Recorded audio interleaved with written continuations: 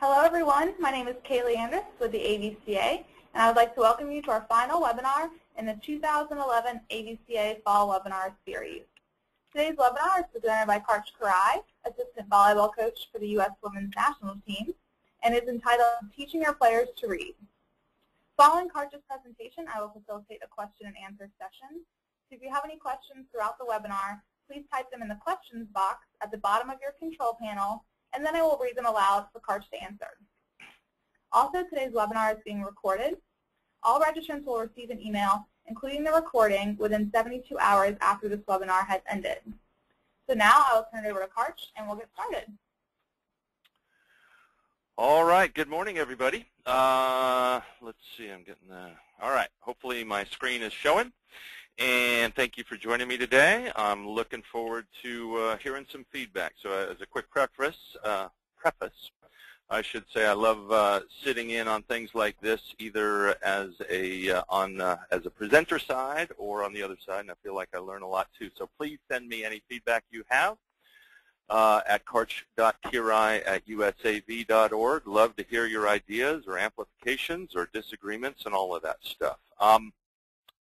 Just to throw it out there, I try to preface all presentations like this by saying I'm not here to tell you what to do. I am here to tell you what we do in the USA Women's National Team gym and why we do it and why it fits our principles. We work by a series of coaching principles. I'm expecting that you all do too. And I want you to decide for yourself if it fits your principles. Of course, it's your gym and you're the boss, and fits your logic. And don't just do it because any particular coach says it's the right thing to do. It should fit all your logic, and we just don't want to get into a 4-year cycle where every time the national team staff changes, a lot of people are changing too because they feel like they have to do it the, quote, national team way. All right, so some of our guiding principles, just as further background, is of course that we want our players, our athletes, to be able to repeat their actions over and over, not just 9 out of 10, but 99 out of 100 or 990 something out of 1,000. We also want them to be able to, when they pass a ball or set a ball, have it fall within a smaller area, reduce the variance. We want to be able to manage risk. So if I get a poor set, I need to make a good decision and just hit the ball in the court and not try to make something out of nothing. And, of course, we are trying to keep things as simple as possible in an effort to try to increase those other things, the repeatability and reduce the variance and so forth. So what is reading? In our gym, we call it the premier skill in the game, the ability to, I guess you would, some other words for it are anticipation, judgment, reading, volleyball IQ is a term that people use a lot, savvy, cage. Ultimately, it's perceptual expertise, the ability to see and recognize patterns in real time as plays are developing. Not unlike a grandmaster in chess who can see and very quickly recognize patterns of offense and defense as they are developing. And this is a critical ability, as you all know. So how do we get it? And so for me, where did it come from? And what it was I grew up playing a lot of beach volleyball, and so I got thousands of real-game, real-time opportunities to respond because ultimately I have to make the ball, especially in beach volleyball with 2 players, and in a time when there was no blocking, I have to make the ball come my way, to make it hit me.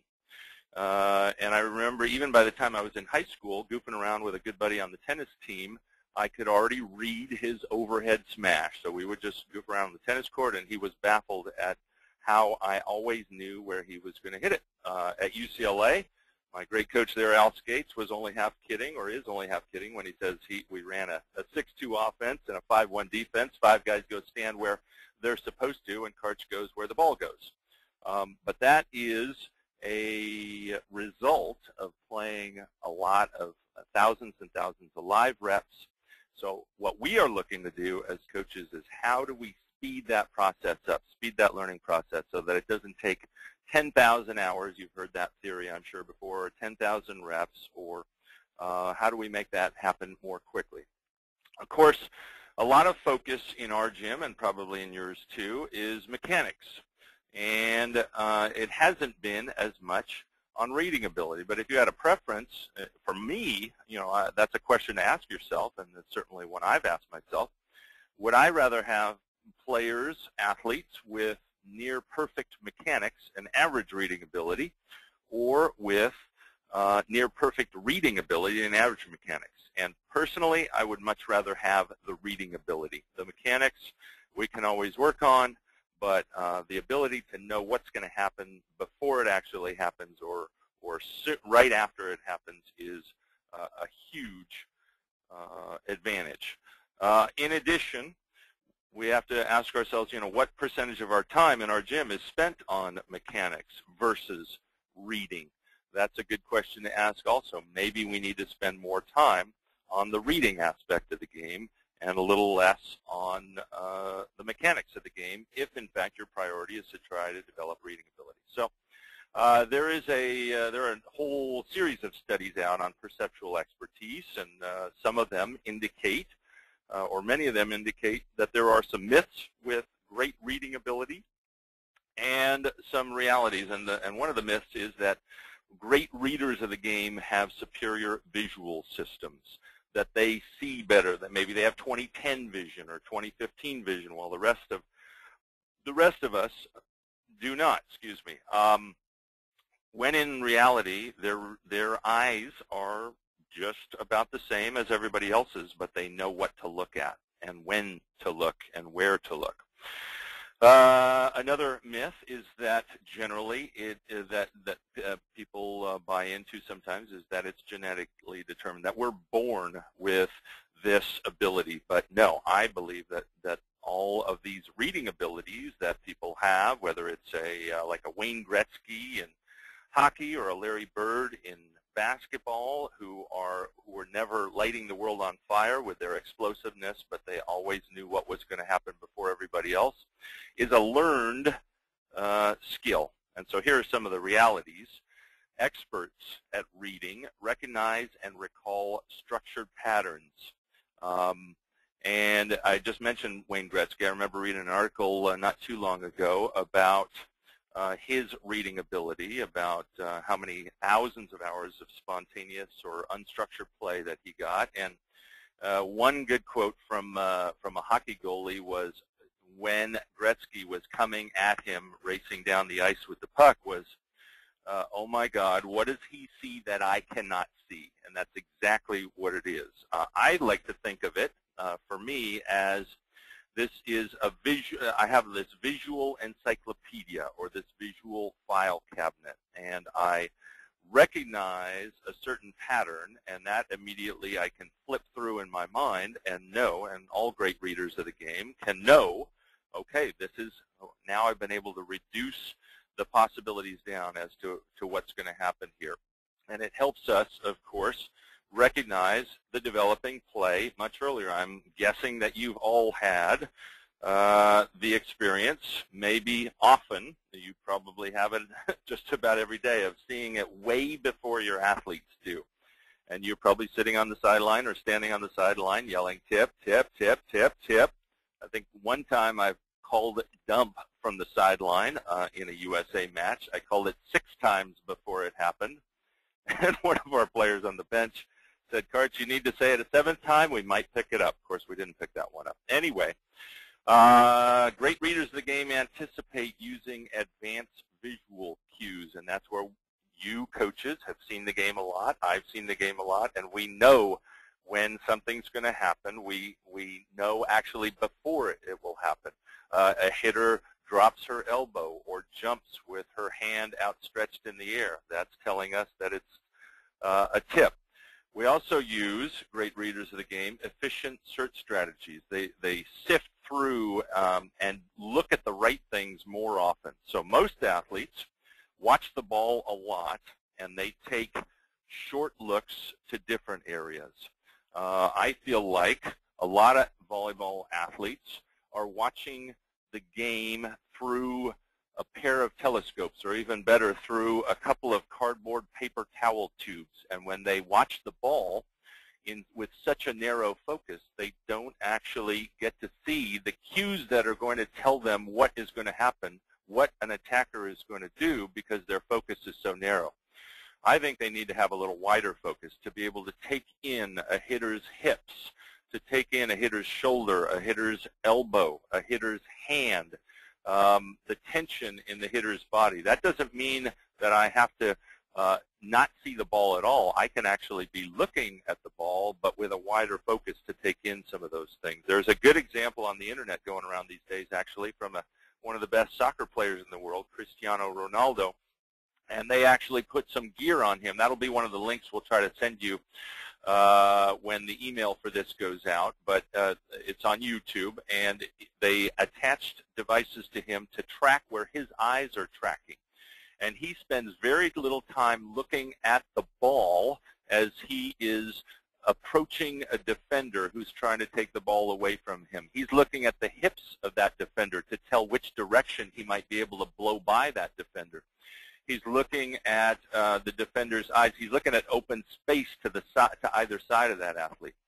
Younger athletes, less experienced, less proficient readers, are going to look at the wrong things more. They're going to watch the ball. They're going to, in volleyball, they watch the ball. In soccer, you're going to see them with their head pointed straight down at the ground, and they're not going to see all the other things, all the other important cues that there are developing all around them.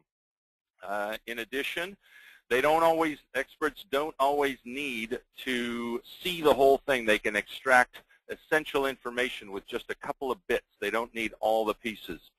And they have superior knowledge of situational probabilities. I like to think of it as that every 1/10 of a second, there is a pattern developing. And early in the play, as the serve's going over the net, anything is possible. But within a second or two, now the possibilities are going down. It's a process of subtraction, not addition.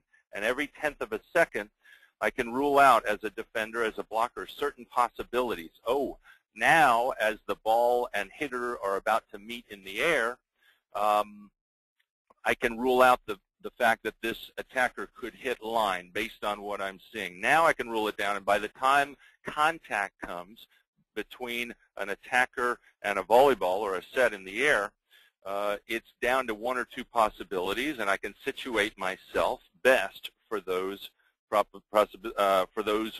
those 2 possibilities and make the ball hit me more, make the ball come to me.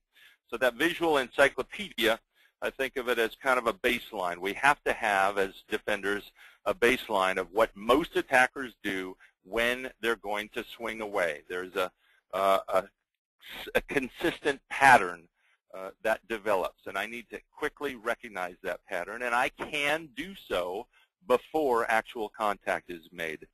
There's also a baseline. I call it hinky, and this comes from an article that I read many years ago from, it was about border agents in the San Diego area, and they're watching cars go by. And when they first sign up for the job, they have no clue. But by about the 8th, 9th, 10,000th car that goes by, they now have a sense. They can't even tell you what it is, but something in the car is hinky. They start recognizing the patterns, even though they can't describe them with words. And that's when they start getting the sense of when to pull a car over and do a further investigation of somebody trying to sneak contraband or something across the border. Well, it's the same for most hitters. Most hitters, even the very best, at some point get hinky. If they're going to drop a tip or hit a roll shot, very few are so good that they don't give it away early. Just even watching the match last week between Nebraska and Penn State to open up the Big Ten season, there were All-American hitters who give things away so early that it just screams out to me, roll shot or tip, far before contact is made. And we have to help our athletes be able to see that more.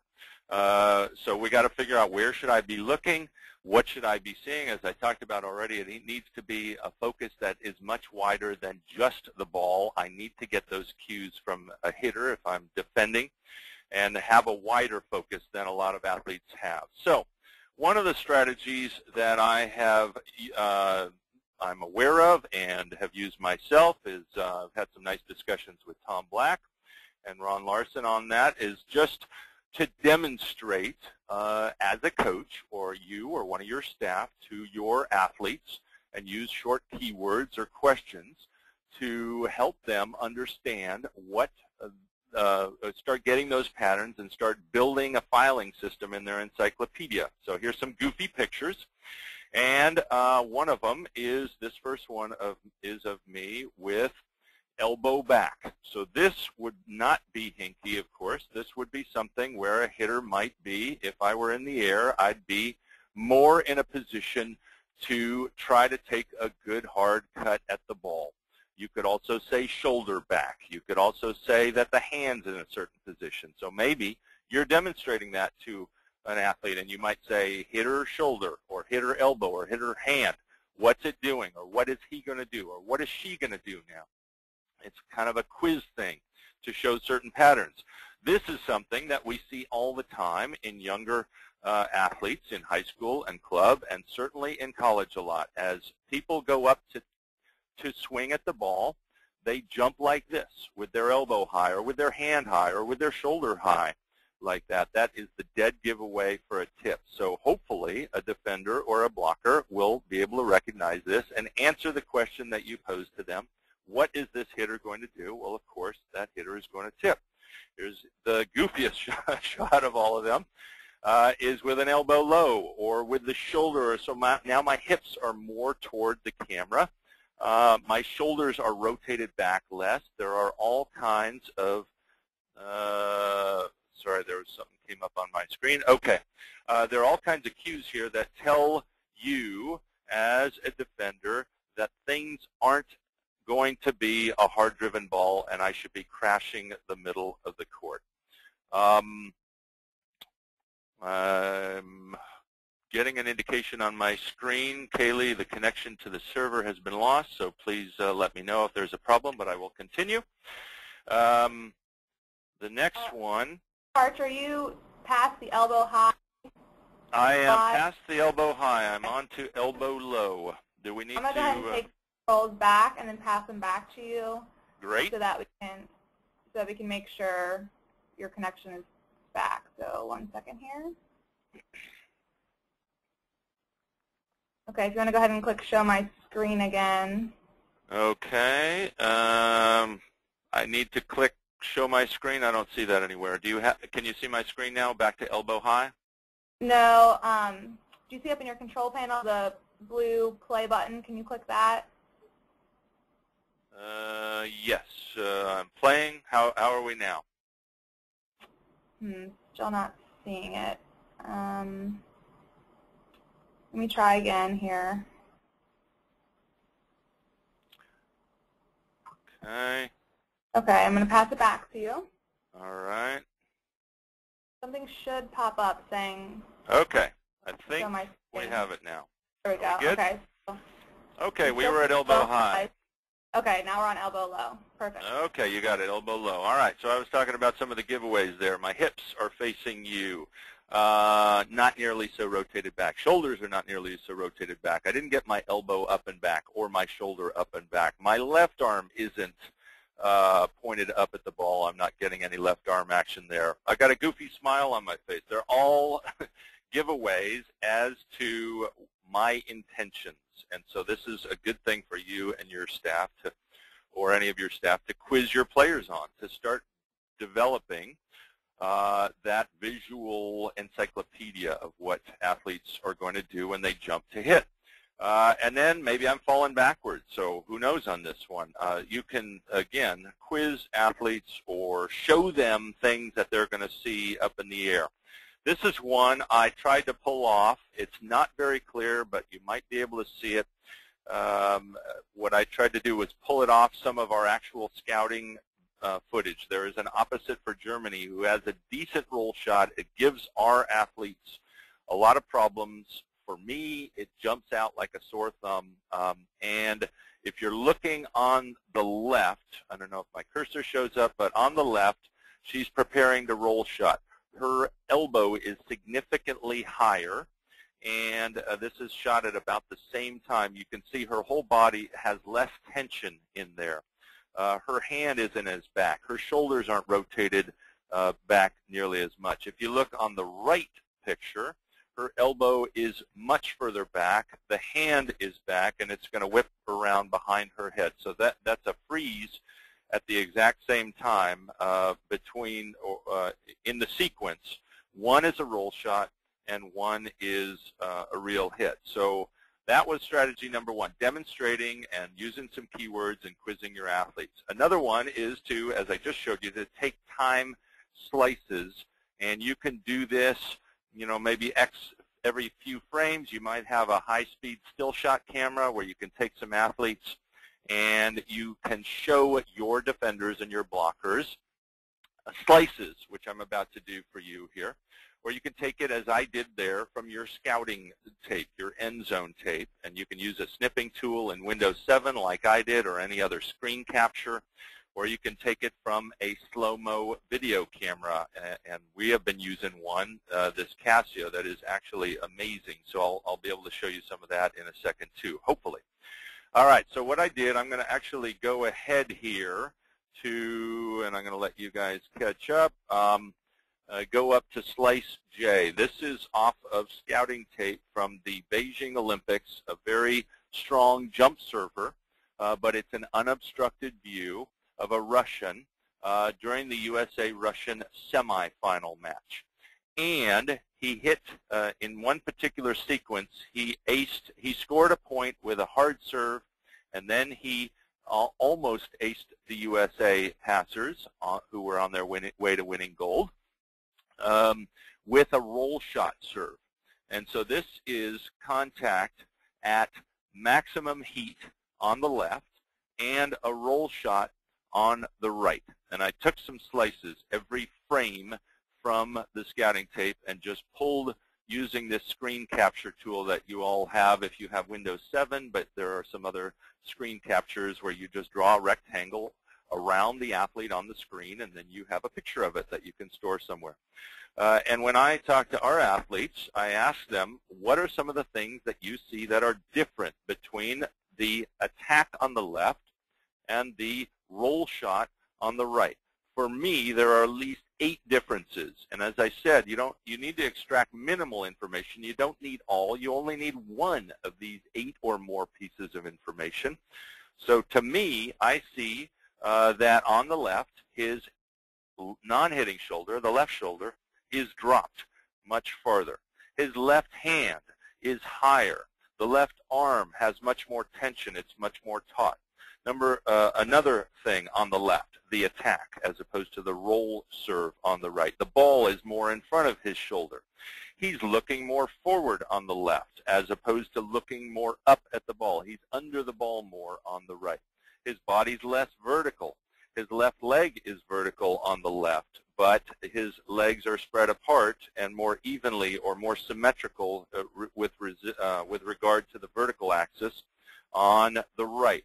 His right knee is twisted in. I'm sure you could actually find more of them. Now I'll go back to the first slice. Everything looks pretty similar here, times slice A. So let's go a few ahead. And right here, 4 frames further, one of the things that's immediately a giveaway to me, and this is well before the serve, is that his numbers, his front jersey number, has virtually disappeared. That tells me there's more rotation, more shoulder rotation.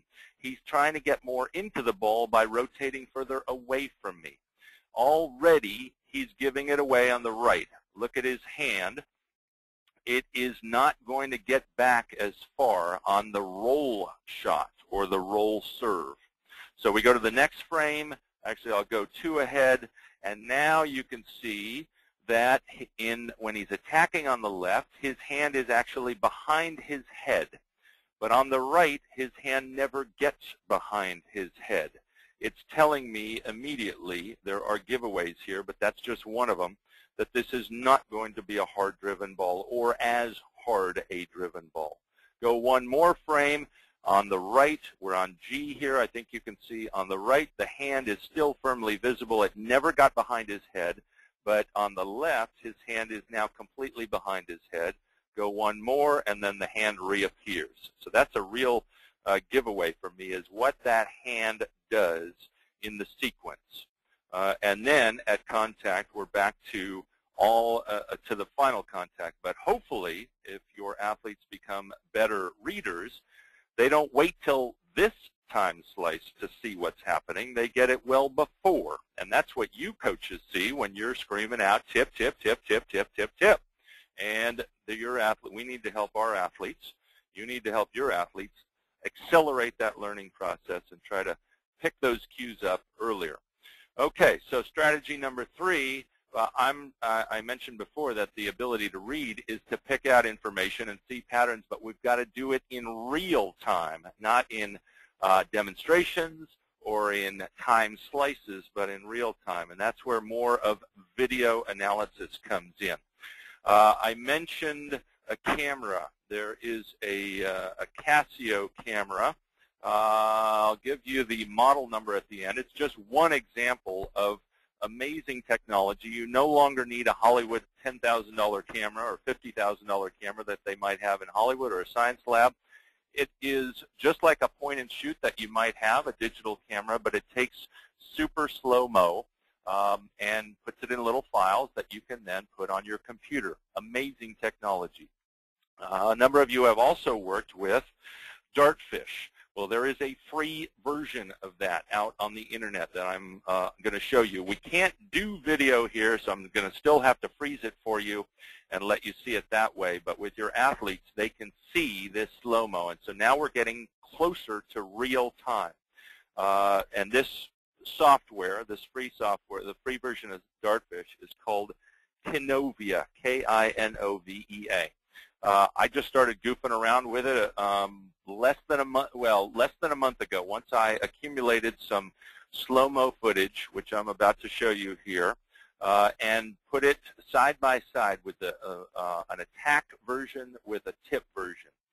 And so there is an example, and I'm going to flip over to it now. There's a hitter on the Dominican Republic team, number 14, an outside hitter for them, who gives our athletes quite a bit of trouble. She has one of the better tips internationally. Let me flip over to that now. And so what I did is on the left is an attack. On the right is a tip. Let me get this back to the point where, and so what you can do is you take this slow-mo footage here, and it should be, yeah, you guys are caught up now. So I'm going to get to the last point where things are just about the same. And it looks like now you guys can see that. So what I did is I took footage. I just sat in the stands and tried to get her in an unobstructed view, something that an off blocker might see. And this is an even better view. So this is about the last time where things look about the same for her. Now we'll go ahead and, again, hitting on the left, tipping on the right. I'm going to go ahead to about here, and now you can see that her elbow is doing certain things different. But what's really the giveaway to me as we go a little farther, if you look on the watch on the right, the hand just takes this straight path right up to the ball as she's going to tip. So the hand's going up toward the ball, but on the left, I'm going to go farther and get more. So on the right, the hand is still going up toward the ball, and you as coaches are probably screaming tip, tip, tip, tip, tip. But on the left, as she's attacking, her hand is disappearing as it's whipping around. And in the course of whipping around, I'll get back to the presentation in a minute, it seems to me to take an upside-down loop, like an upside-down cursive E. And so we go a little farther, and look, her hand on the left is completely behind her shoulder now. Let me get rid of that. And so her hand on the right is still going up toward the ball. So as you can play this without freezing it, it's a great view for your athletes of what's happening here. Now you're going to catch up to a little bit further ahead, and you can see that her hand is now whipping around toward the ball. So what you can also do, and I'll show you this. Let's see here. Come on. I gotta get there. We go. All right. So now another thing you can do is, where is it? Mark up side by side. I'm going to load this. And then side-by-side markup, load this. Whoa, come on back. There we go. Go here, and go there, and go there. So what you can do is actually mark up your footage here. And I have put, let's see, did I coordinate that? Yeah. So now I'm going forward here, and hopefully you can see there's actually, let's see if this, I'm trying to see if the audience can see that also. I think you can. I had a little counter or marker follow her hand, and on the left it's almost like that loopy upside down lowercase cursive E. On the right, her hand just took a direct path to the ball. Now I'll try to show you one more view where you can also mark it up. Again, it doesn't work as well trying to show you in freeze frames, but it's a wonderful tool for athletes to be able to see in real time. So now here's a version. I got to coordinate these and there. So now they are synchronized. Let me get this out of the way here. And so now what I've done for athletes is try to highlight, again, attack on the left, tip on the right. We'll go forward a few frames here. Let's see. We'll go to here. Now I've put a circle. Hopefully you can see that. Let me see if you guys are caught up here. I think you are. I've put a circle around her hand. And on the left, her hand is starting to disappear behind her head. On the right, her hand is staying in front of her. Now we'll go forward a few more frames. Let me get control back here. And we go to there. So now on the left, attacking, the hand is whipping behind her head. This is a huge clue to me as a defender that she is going to take a hard swing. I've run across very few hitters in a 45-year career that can tip from this position. There was one guy in Italy who's now an assistant coach who had one of the best tips I've seen. He was a little harder to read. On the right, though, her hand is staying in front of her, and it's a dead giveaway that is tip all the way. I'll go forward a few more frames, and right there, you guys are going to catch up in a second.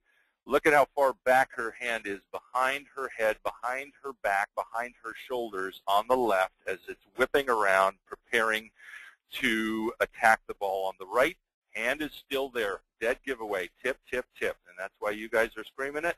But your athletes are having trouble seeing it because we are not even looking at the ball right now. And that's why we're getting these giveaways. If I were just focusing on the ball with my paper towel inner tubes, I would not be seeing this information. So we need to help them be able to see this and be more effective as readers of the game. And this is some great technology to help them start seeing more of the right things, looking in the right ways, and gleaning the right cues. But once you see that as a defender or as a volleyball coach or athlete, it's a lot easier. Now, let me go back to the presentation. So that's why I have that goofy little cursive arrow there. That, to me, is the swing, especially from the side, from the off-blocker view. But it's also something that you can use even facing a hitter. And we should see that hand or see that elbow or see that shoulder. For me, it's the hand more than anything in any activity. we can make Pepper more productive if I or you demand that your Pepper partners, even though Pepper is not as a particularly game-like activity, it's not over a net, it's not a hitter meeting a ball in the air. It's still something that we can use to get better as readers of the game. And so if Pepper partners can be more diligent and they can demand of each other, even in 2 or 3 minutes, that they tip or roll at least once. You don't know when it's going to come, but if we're going to pepper for the next 2 or 3 minutes and we're going to go hard, at least each of us will tip or roll at least once. We can make it a more mindful activity, especially if you have showed your players where to watch. If you walk around your gym, every athlete, well, I don't know about your gym, but in our gym, every athlete gives it away the same way that we were just looking. And I couldn't even show you in the slow-mo real time or in motion, but I could show you those just because of the technology. We can't show you video in this particular technology, but there is a giveaway every time. Everybody gets their elbow back. Everybody's hand swings behind their head in the USA gym if they're going to attack the ball, even in Pepper. And it doesn't swing behind their head if they're going to tip. So, one last thing. I can also, if I go back here to this Canovia view side by side, there's one other bit of information I can gather from this hitter, and that is on the left, the attack version. She is telling me that she is not going to hit angle, that she's probably going to hit something more along between the antenna and number 14, the blocker, and that's because her hips, because I know a little of her history, but also, and I know she can hit sharp angle, but because of the way her hips are so pointed to me, that's another giveaway. I was talking about the hand, but just as an aside, you can also look at how much tension there is in her lower body in this freeze. This is still before contact. Her right leg is to our left, is straight on the left one, the attack one. But look at how her knees are bent. That is a big giveaway in college volleyball. There are a number of hitters. I just saw it last week in the Penn State-Nebraska game. There is somebody who had a roll shot that was giving the other team a lot of trouble, and she was kicking her rear end every time that she rolled the ball. So this hitter that we're seeing on the screen is not kicking herself as she bends her knees, but her knees are bent and it's giving it away. If all I saw were her legs, I'd know what she was doing in each of those. And I don't need all the clues, I just need a couple. Okay, so back to the next strategy, number 4. It is, again, I can use video and freeze it. We have a version that took a while for the U.S. Olympic Committee to help us develop, but there are ways for you to do this. We call it occlusion software. Occlusion means like blocking or a blockage or a stoppage. And what it really means is that you have a developing play. You probably all have your scouting footage of a team. And all you do is you freeze it at a particular instant. And for us, we use it for our middle blockers a lot to freeze it just as the setter is contacting the ball. And then the screen goes black, and they have to answer a question in the next 5 seconds. And you could just quiz them or build some questioning software, but easier just to quiz them and just say, okay, what's going to happen next? You got the cues right up to the point of contact. Where is she going to set? She's going to set quick. She's going to set out to the left side, to the right side. You can use the same thing, of course, for attackers. I've been focusing more on attack today in this presentation. But there's some simple software out there. I looked it up on the internet, actually a couple of examples. We'll try to get those links out to you after this also, of software where you can just freeze or have the picture go black. So it's a live video, and then it freezes and goes black, and then you ask your middles, where's she going to set? You ask your defenders, what is she going to do? What's happening next?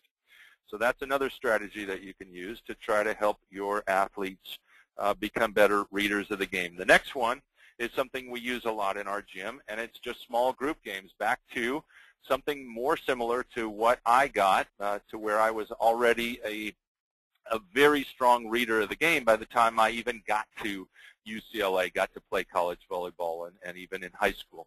And that was because I played a lot of doubles, unobstructed view, and so we play a lot of 3-on-3 and 4-on-4 volleyball. We did it yesterday. We're going to finish a tournament today. We've got the World Cup coming up, but it's still a way to, A, make our players, help them learn to read the game better, and B, become better all-around athletes, better generalized specialists. In each version, we give what's called an OSK bonus, an off-speed kill bonus. So we could be just playing a regular game of 3-on-3 deep court volleyball or a regular game of 4-on-4. So 3 in the backcourt, 1 at the net. She could choose to block. She could choose to defend. It doesn't even matter.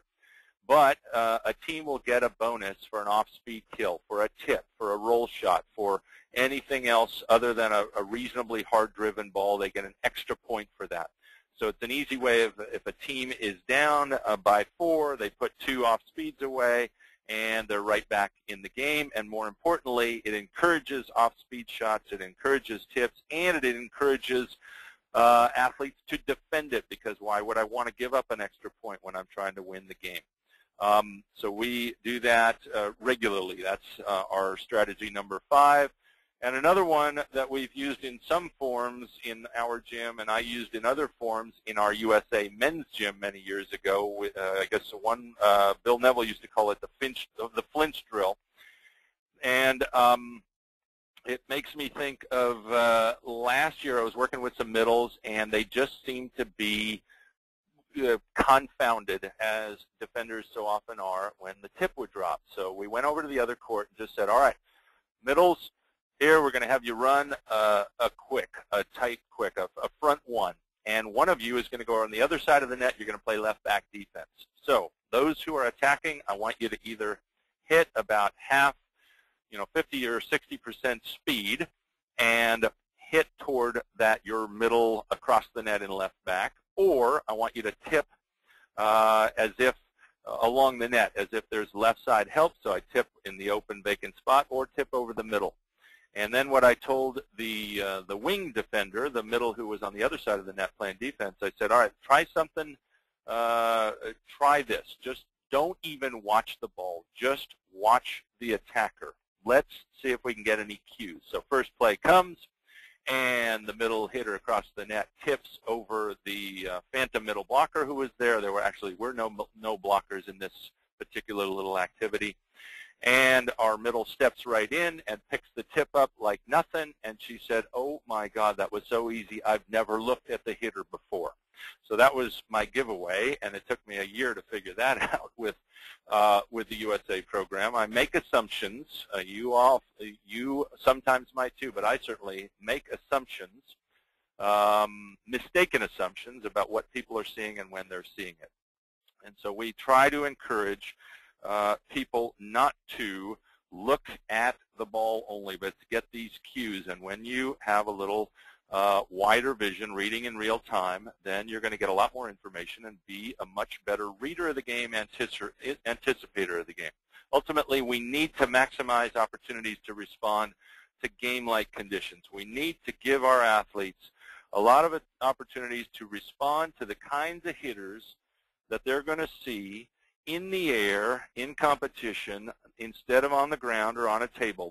They got to put together the real-time flight of the set, the ball, the real-time flight of the hitter, the meeting of the two twixt and between in the air, to try to figure out how we can glean those pieces of information and become better readers and make the makeable play, which I'm sure it happens in your gym. It sure happens in ours. There are a lot more makeable plays that could be made that aren't, because we're not seeing the right things.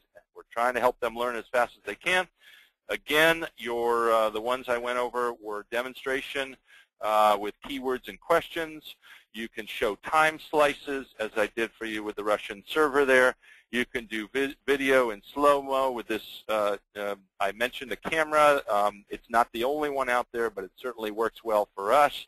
We'll send you a link to that with the slow-mo camera. You can freeze frame and ask your athletes what's happening next. You can do small group games where you encourage off-speed shots and tips and bonus it. And then, of course, defenders have to stop allowing a second point or extra points to happen. You can do flinch drill activities where you have maybe hitters hitting down the line and they hit 50 to 70%, not full speed, or they tip or they roll, and the line defender has to read right and look for the hand disappearing or not disappearing. In fact, here are the resources. I also mentioned Ronaldo, but apparently you can't click on these links, so we will send you those later. All right. Wow. Okay, did that in 47 minutes, even with a little delay there. So, again, I look forward to your feedback. We're going to do a little Q&A now, but I look forward to your feedback, and of course, I thank you all for any. I would love to hear your feedback and hear what you're learning in your gym.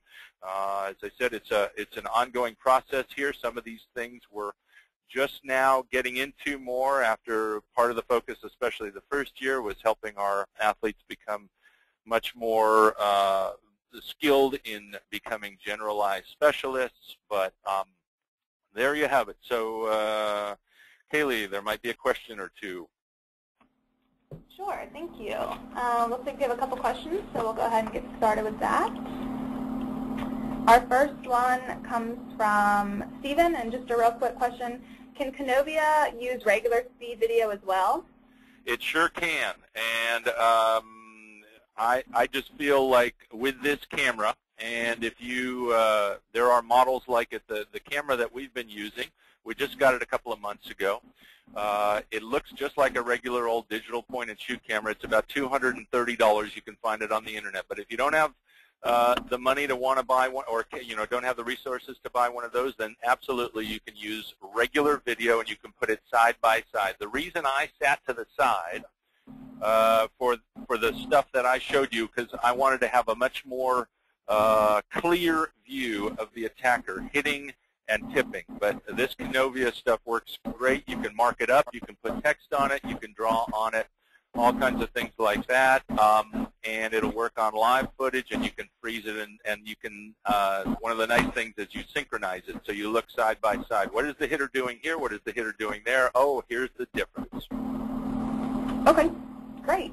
Our next question comes from James, and he says, I have created a lighting device that I attach to my shoulder and use when I hit at my athletes. Just before I hit, I can either turn a red light or a green light on, and the players have to tell me which light is on while they dig.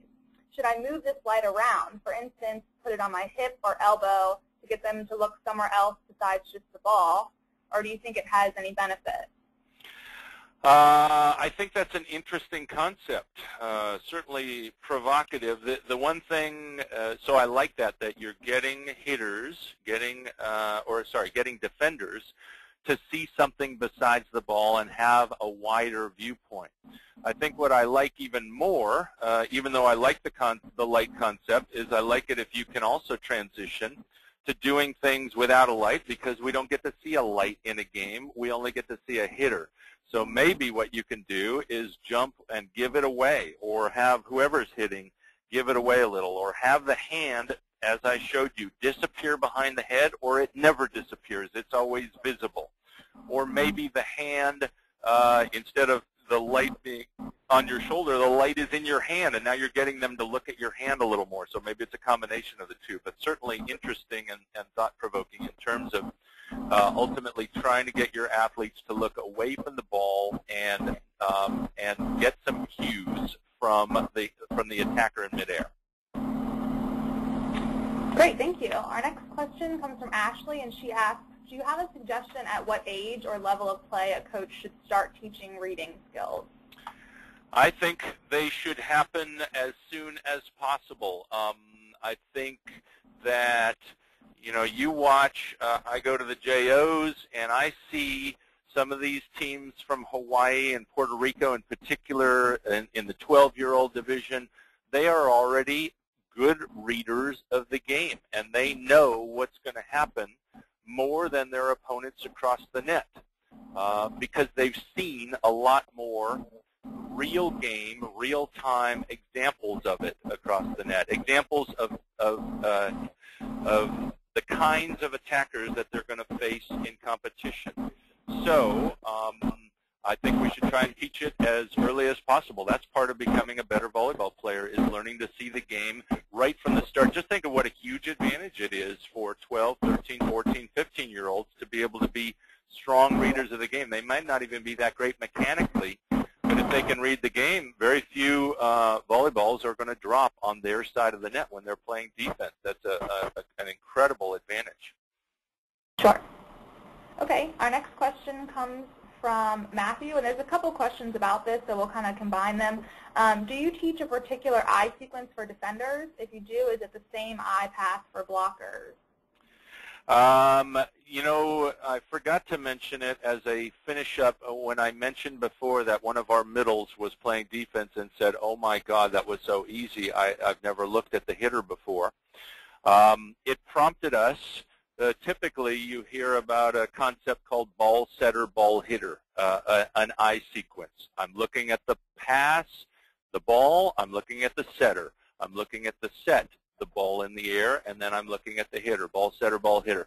Well, after I learned how, figured out how often our athletes are just looking at the ball, I was kind of only half kidding to myself and some of our other coaches and saying, well, I guess it's not so much ball setter, ball hitter, but it's ball, ball, ball, ball. So we instead of the paper towel concept of looking at the ball so much, we have tried to get away from that. And it's more, I'm looking at the pass, I'm looking at the setter, and I'm looking at the set and the hitter. I'm trying to get more information from the things that are going to make the ball go my way. And what makes the ball go my way is first the setter puts it up there and then the hitter contacts it. And I have to get those. The ball is not going to tell me where it's going to go. The hitter and the setter are going to tell me where the setter is going to tell me where the set goes.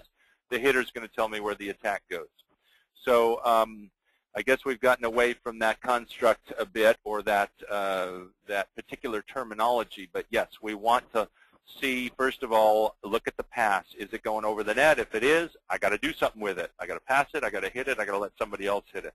Then I got to look at the setter. I got to be on the setter a long time, especially as blockers, but also as defenders if the setter's in the front row or the back row and might put it over on two. I know there are setters out there, even in the backcourt, who are very effective at setting over on two. So my backcourt line of defense has to see that also. And there are giveaways that setter will, those cues that setter will give me if I'm looking at the right things. But if I'm only looking at the ball, I will be surprised every time she puts it over. Okay, thank you. And since you mentioned the setter, we can go into this question from Stephen. What are some of the keys to reading the setter? It seems like the hand is a big one for a hitter, so what are some of the things to look at for the setter? These are things that we put in every one of our scouting reports, actually, we call them setter tells. Does the setter arch her back when she is going to set back? Does she drop her hands when she's going to set, there's a lot of words for it, a lot of names for it, a shoot set, a 31, a gap. All of those mean the same thing. It's a quick away from the setter toward daylight between the right side blocker and the middle blocker. Many setters drop their hands when they're going to set that ball. Another big giveaway is when a setter is going to set a pipe or a bick, she faces it. So her shoulders aren't facing the go or the left side set, but she faces at a 45-degree angle off the net. She also often, even internationally, will square not only to the bick or the pipe, but she'll square to the back set. So if the pass is 7 feet off the net, and she'll turn her back toward the back set, unless it's a perfect pass, she often will tell me before she ever sets the ball where the ball is going. So those are some of the things that we look for in setters. Very few setters, even internationally, don't have their tells and their giveaways, and that gives our blockers an advantage. So we don't have to be stuck in a pure read. If the setter is doing things that are screaming out back set, then we are ready to, first and foremost, loaded to make that move that way. Okay, great. Our next question comes from Marianne, and she asks, what is the best way for the backcourt defenders to be in position while seeing the hitter when the blockers are in the way? That is a good question, and the answer is it depends on the defensive system that you use. Again, I'm not telling any of you what to do, but just telling you what we're trying to do and what's working. And in our system, we want our defenders often to try to get in a position where the hitter can hit to her. So she has to ask herself the question, can the hitter hit to me? Do I have an unobstructed view of the hitter? If I'm left back defender and I can't, then the answer is, okay, I take a step back toward the corner and I try to see the best I can. But if she can hit to me, I'm going to stay there because I'm in a good spot to get hit to. So we try to get in spots where the hitter can hit to them.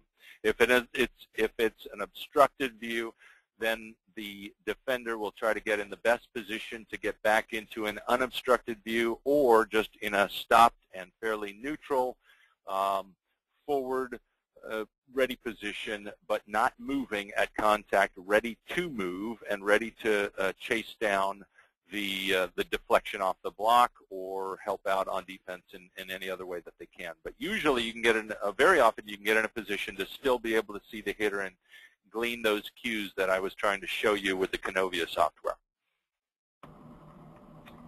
Okay, great. Our next question comes from Karen, and she says, I only have 2 hours with the team, so video is not a realistic option. What are situations I can put them in to emphasize reading with the limited time on the court that I have? Well, the ones I covered before, I think those were number 5 and 6. Let me go back here. Yeah, the small group games and the Flint drill are a couple of activities, or you can play 6-on-6 volleyball and also bonus or penalize certain things, bonus the tip, bonus the off-speed shot, or bonus the defense of it and keeping it up in the air. Those are all activities that try to play something that looks just like volleyball, actually just play volleyball, because ultimately the game teaches that game very well. That was my teacher, was just playing, and those thousands and thousands of reps I got. Real life, real game, real-time opportunities to respond, but putting an emphasis on certain things to get them to focus on that more. So trying to get a tip down more for the offense, trying to defend it more on defense are good activities. Now, another thing you can do with this Canovia software, you can, what I showed you was some synchronized video. And what you can do is you can actually make clips. It will export clips, even with your markups, even if you put little lines on it and text on it and follow the path of a shoulder or a hip or an elbow or a hand or a knee. And you can export those in a simple video format that they can then watch on any media player on their computer. So even though you only have your 2 hours, you can make clips that they can study on their own, unmarked and marked, etc. And it's a great way to encourage some learning on their own to start getting these cues. So combine both, but certainly emphasize the reading of the game in your limited time in practice, because you're going to get great benefit, I think, from having athletes who are better readers of the game. We certainly are. Okay, great. Thank you for that. And that is our last question for today, so we'll go ahead and wrap up. I want to thank you all for attending our webinar today on Teaching Your Players to Read, presented by Karch Karai. I would like to also thank Karch for taking the time to share his insights with us. We really appreciate it, Karch. Kaylee, you still there? Yes. I just wanted to thank everybody again, and please, we'll put it in the email. But any feedback, I'm always interested. I feel like I learn as much as you do and things like this. So please send me any of your thoughts. And thanks a lot, Kaylee, for helping organize this. Thank you too. We appreciate it. Now just a couple final notes for everyone on the webinar. Once you exit out of the webinar, a short survey will pop up, so please take a moment and give us your feedback on today's webinar. Also, I wanted to announce the new webinars that we have just made available for the 2011 Down the Stretch series. You can see them there on your screen. If you want to register for any of those, you can go ahead and visit the AVCA website. They are now available. So again, thank you for joining us today, and I hope you'll join us again during a future AVCA Educational Timeout. Have a good day, everyone.